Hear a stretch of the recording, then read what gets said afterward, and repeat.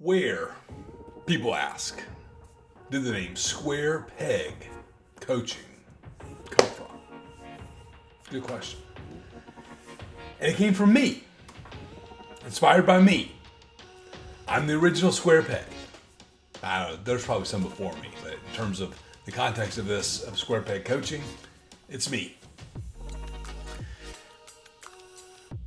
It's a long story, and it starts with me being a kid and never feeling like I fit in, right? I had friends, I was not an unhappy kid, and there was this deep feeling of not really sort of quite grooving, not really fitting in.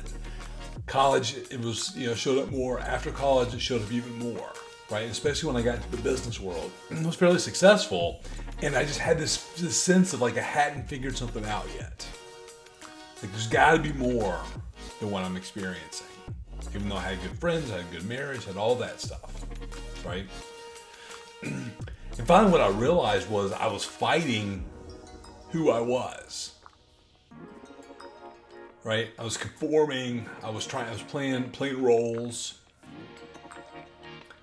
And when I stopped trying to fit myself into round holes, so to speak, and just own that I'm a square peg. What that means is, for me, is that I'm a little bit rebellious. I'm a little bit, I question things a good bit. I think about things from a really different perspective. And when I started really leaning into that and looking at that as positive and powerful and useful, and then capitalized on it and built a business around it, things changed for me. Things started changing a long time ago, but they really changed when I not only allowed myself to be a square peg, but really, really leaned into it. And so now companies hire me and they say things like, "Wow, we love the way you think." Nobody in our industry would say what you just said. And having you around with that type of mindset helps. It's good for us. It's useful. It keeps us. It creates innovation. It pushes us to change and challenges us to be creative. Right. So a lot of the clients that are attracted to me are a little bit quirky, a little bit odd. They're square pegs.